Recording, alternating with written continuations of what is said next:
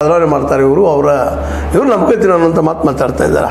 ಅದಕ್ಕೆ ನಮ್ಮ D K Shivakumar ಅವರೆಲ್ಲ ಜೋರು ಹೇಳಿದಾಗ ಇಡೀ ರಾಷ್ಟ್ರ ಮಟ್ಟದ ಚರ್ಚೆ ನಡೆದಾಗ ಒಂದು ರೀತಿ ಇವತ್ತು ಡಿ ಕೆ ಶಿವಕುಮಾರ್ ಅವ್ರಿಗೆ ಒಂದು ರಾಷ್ಟ್ರ ಮಟ್ಟದ ಇಮೇಜ್ ಬಂದಂಗೆ ಆಗಿಬಿಟ್ಟಿದೆ. ಇವತ್ತು ಅದು ಏನು ಸರಿನೋ ತಪ್ಪು ಏನಾಗ್ತದೆ ಅದು ಬೇರೆ ವಿಷಯ, ಅದನ್ನು ಎಷ್ಟು ಎಫೆಕ್ಟ್ ಆಗ್ತದೆ ಕಾಂಗ್ರೆಸ್ ಮೇಲೆ ಅನ್ನೋದು ಬೇರೆ ವಿಷಯ.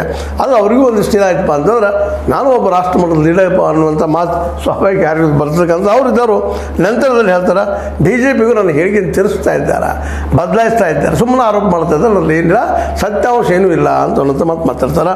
ಯಾಕಂತಂದ್ರೆ ಸಂವಿಧಾನ ಬದಲಾವಣೆ ಮಾಡೋದಾಗಿ ಹೇಳಿಲ್ಲ, ಸಂವಿಧಾನ ಚೇಂಜೇ ಮಾಡಿದ್ರೆ ಹೇಳಿಲ್ಲ. ನಾವು ಕಾಲಕ್ಕೆ ತಕ್ಕಂಗೆ ಡಿಸ್ಕಷನ್ ಆಗಿ ಏನೋ ಬದಲಾವಣೆ ಆಗ್ಬೋದು, ಅಲ್ಪ ಸ್ವಲ್ಪ ಬದಲಾಗೋ ಸಾಧ್ಯತೆಗಳು ಇದ್ದಾವೆ ಅನ್ನೋಂಥ ಮಾತು. ಅದು ನ್ಯಾಯಾಂಗಕ್ಕೆ ಹೋದಾಗ ನ್ಯಾಯಾಂಗ ಏನು ಹೇಳುತ್ತೆ ಅದ್ರ ಮೇಲೆ ನಾವು ಸ್ವಂತ ಏನು ಮಾಡಲಿಕ್ಕೆ ಸಾಧ್ಯ ಇಲ್ಲ.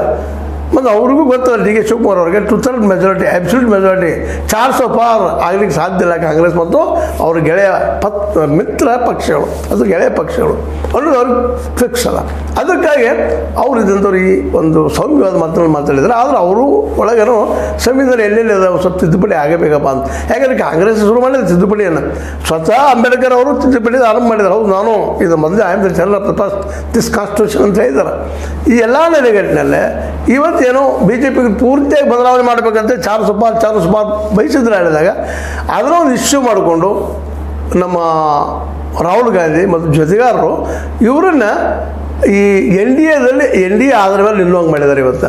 ಯಾಕಂದ್ರೆ ಎರಡೂ ಪಕ್ಷಗಳು, ಒಂದು ನಮ್ಮ ನಿತೀಶ್ ಕುಮಾರ್ ಅವ್ರದ್ದು, ಇನ್ನೊಂದು ನಮ್ದು ನಾಯ್ಡು ಅವರು ಪಕ್ಷಗಳ ಮೇಲೆ ಇವತ್ತು ಬಿ ಜೆ ಪಿ ನಿಂತದ್ದು.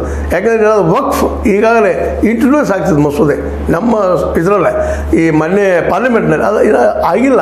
ಇದಕ್ಕೆ ಕಾರಣ ಏನಂದರೆ ಅದಕ್ಕೆ ಆ್ಯಕ್ಚುಲಿಟ್ ವಿರೋಧವನ್ನು ನಾಯ್ಡು ಅವ್ರು ಮಾಡಿದ್ದಾರೆ ಅನ್ನೋದು ಇಲ್ಲಿ ಗಮನಿಸಬೇಕಾಗಿದೆ ಅಂತ. ಅದಕ್ಕೆ ಆ ನೆಲೆಯಲ್ಲೇ ಇವರು ನಮ್ಮ ಹೇಳಿಕೆ ತಿರ್ಸ್ತಾ ಇದ್ದಾರೆ. ಸಂವಿಧಾನ ಬದಲಾವಣೆ ಮಾಡುವುದಾಗಿ ಹೇಳಿಲ್ಲ, ನನ್ನ ಹೇಳಿಕೆ ತಿರುಚಿ ಅಪಪ್ರಚಾರ ಮಾಡಲಾಗುತ್ತಿದೆ, ಬಿ ಜೆ ಪಿ ವಿರುದ್ಧ ಕಾನೂನು ಸಮರ ಹೋರಾಟ ಮಾಡುತ್ತೇನೆ ಅಂತ ಹೇಳ್ತಾ ಇದ್ದಾರೆ ಡಿ ಕೆ ಶಿವಕುಮಾರ್. ಇನ್ನು ನಾನು ಕಾನೂನು ಪ್ರಕಾರ ಹೋರಾಟ ಮಾಡಿದ್ದೀನಿ, ಮತ್ತು ಅವರಷ್ಟು ನಮ್ಮಲ್ಲಿ ಬುದ್ಧಿವಂತಿಕೆ ಅನ್ನೋಕ್ಕಿದ್ರು ಸಂಘಟನೆ ಇಲ್ಲ, ಅನಗತ್ಯ ಹಾದಿ ಹಿಡಿಲ್ಲ ಅನ್ನೋದನ್ನ ಕಾನೂನು ಥ್ರೂ ಹೋರಾಟ ಮಾಡ್ತಾನೋ ಅದಕ್ಕೆ ಉತ್ತರ ಕೊಡ್ತಾನೋ ಅನ್ನೋದು ಮಾತನ್ನು ಹೇಳಿದ್ದಾರೆ.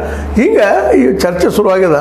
ಈ ಒಂದು ಮೀಸಲು ಜಟಾಪಟಿ ಅಥವಾ ಮೀಸಲು ವಿಷಯದ ಚರ್ಚೆ ಇವೆಲ್ಲ ಏನಪ್ಪ ಅಂದರೆ ಇವತ್ತು ದೊಡ್ಡ ಚರ್ಚೆ ಆಗಿದ್ದಾವೆ. ಮೇನ್ ಅದರಲ್ಲಿ